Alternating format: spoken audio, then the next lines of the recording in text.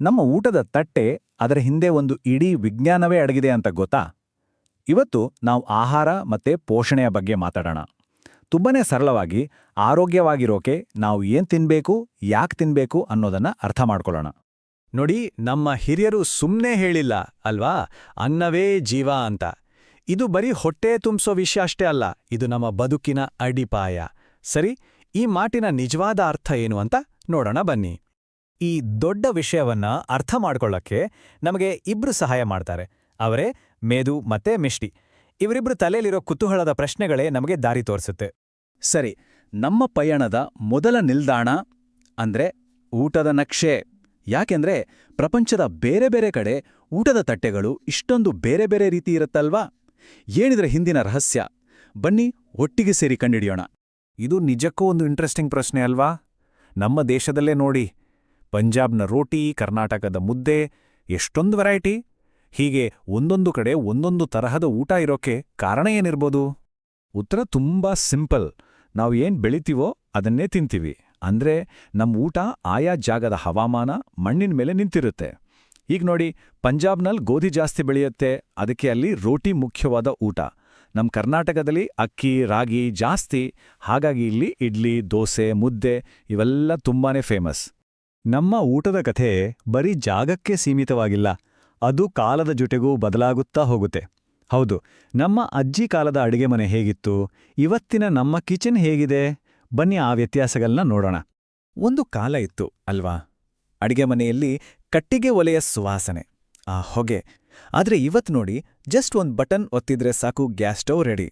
ಇದು ಬರೀ ಟೆಕ್ನಾಲಜಿ ಬದಲಾಗಿದಲ್ಲ, ನಮ್ಮ ಲೈಫ್ ಸ್ಟೈಲ್ ಕೂಡ ಹೇಗೆ ಬದಲಾಗಿವೆ ಅನ್ನೋದಕ್ಕೆ ಇದೊಂದು ಒಳ್ಳೆ ಉದಾಹರಣೆ.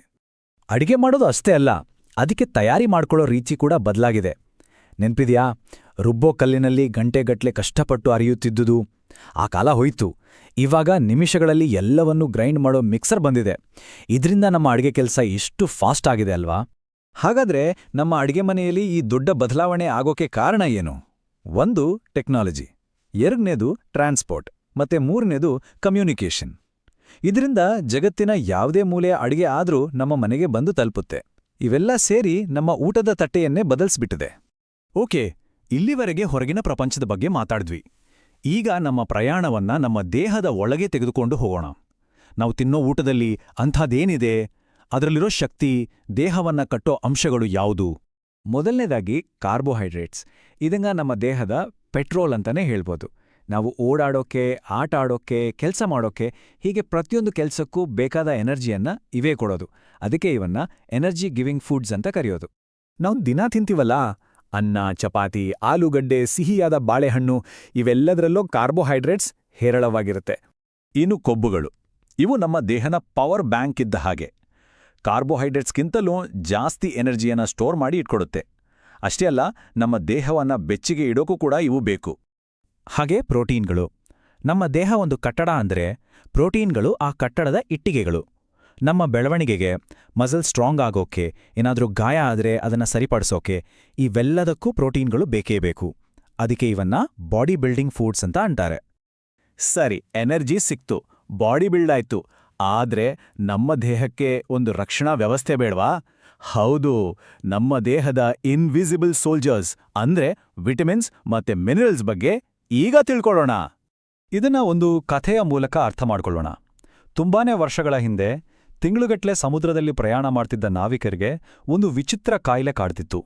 ಅವರ ಒಸಡಿನಲ್ಲಿ ರಕ್ತ ಬರೋದು, ಚಿಕ್ಕ ಗಾಯ ಆದರೂ ವಾಸಿಯಾಗ್ತಿರ್ಲಿಲ್ಲ, ದಿನೇ ದಿನೇ ಸುಸ್ತಾಗ್ತಿದ್ರು. ವೈದ್ಯರಿಗೂ ಇದೊಂದು ದೊಡ್ಡ ತಲೆನೋವಾಗಿತ್ತು. ಸ್ಕರ್ವಿ ಅಂತ ಕರೆಯೋ ಈ ಕಾಯಿಲೆಗೆ ಕಾರಣ ಏನು?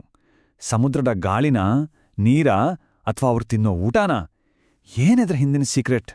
ಫೈನಲಿ ಆ ರಹಸ್ಯ ಬಯಲಾಯಿತು. ಸಮಸ್ಯೆ ಇದ್ದಿದ್ದು ಸಮುದ್ರದಲ್ಲಲ್ಲ, ಬದಲಿಗೆ ಅವರು ತಿಂದೇ ಇದ್ದ ಊಟದಲ್ಲಿ.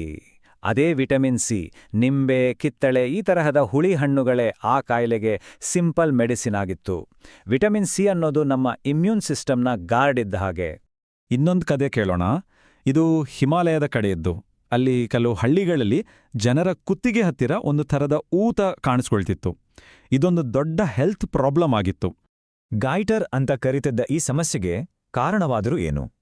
ಆ ಜಾಗದ ನೀರು ಸರಿಯಿಲ್ವಾ? ಅಥವಾ ಮಣ್ಣಿನಲ್ಲಿ ಏನಾದರೂ ತೊಂದರೆ ಇದ್ಯಾ? ಸೈಂಟಿಸ್ಟ್ಗಳು ಈ ಪಜಲ್ ಬಗೆಹರಿಸೋಕೆ ಶುರು ಮಾಡಿದ್ರು. ಮತ್ತೆ ನೋಡಿ, ಉತ್ತರ ಸಿಕ್ಕಿದ್ದು ಆಹಾರದಲ್ಲೇ. ಈ ಸಲ ಅದು ಅಯೋಡೇನ್ ಅನ್ನೋ ಮಿನರಲ್ ಕೊರತೆ. ಅದಕ್ಕೆ ಒಂದು ಸಿಂಪಲ್ ಆದ್ರೆ ಪವರ್ಫುಲ್ ಸೊಲ್ಯೂಷನ್ ಕಂಡುಹಿಡಿದ್ರು. ಅದೇ ನಾವು ಬಳಸೋ ಉಪ್ಪಿಗೆ ಅಯೋಡಿನ್ ಸೇರ್ಸೋದು. ಈ ಒಂದೇ ಒಂದು ಚಿಕ್ಕ ಬದಲಾವಣೆ ಲಕ್ಷಾಂತರ ಜನರ ಆರೋಗ್ಯವನ್ನೇ ಕಾಪಾಡ್ತು. ಹಾಗಾದ್ರೆ ಈ ಎಲ್ಲ ಕತೆಗಳಿಂದ, ಈ ಸೈನ್ಸ್ನಿಂದ ನಾವೇನ್ ಕಲ್ತ್ವಿ? ಆರೋಗ್ಯವಾಗಿರೋಕೆ ನಮ್ದೇ ಆದ ದಾರಿಯನ್ನ ಹೇಗ್ ಕಂಡಿಡ್ಕೊಳ್ಳೋದು? ನೋಡಿ, ನಮ್ಮ ಊಟದ ತಟ್ಟೆಯ ಫಾರ್ಮುಲಾ ಇಲ್ಲಿದೆ. ಎನರ್ಜಿಗೆ ಕಾರ್ಬೋಹೈಡ್ರೇಟ್ಸ್ ಮತ್ತೆ ಫ್ಯಾಟ್ಸ್, ಬಾಡಿ ಬಿಲ್ಡಿಂಗ್ಗೆ ಪ್ರೋಟೀನ್ಸ್, ಮತ್ತೆ ನಮ್ಮನ್ನ ರಕ್ಷಣೆ ಮಾಡೋಕೆ ವಿಟಮಿನ್ಸ್ ಮತ್ತೆ ಮಿನರಲ್ಸ್. ಈ ಎಲ್ಲವೂ ಸರಿ ಪ್ರಮಾಣದಲ್ಲಿ ಸೇರಿದಾಗ ಮಾತ್ರ ನಮ್ಮ ದೇಹ ಫಿಟ್ ಆಗಿರುತ್ತೆ. ಈಗ ಒಂದು ಕ್ಷಣ ಯೋಚನೆ ಮಾಡಿ, ಇವತ್ತು ತಿಂದ ಊಟದಲ್ಲಿ ಈ ಎಲ್ಲಾ ಪೋಷಕಾಂಶಗಳು ಇತ್ತಾ? ನೆನ್ಪಿಟ್ಕೊಳ್ಳಿ, ಆರೋಗ್ಯದ ದಾರಿ ಶುರುವಾಗೋದೇ ನಮ್ಮ ಅಡಿಗೆ ಮನೆಯಿಂದ.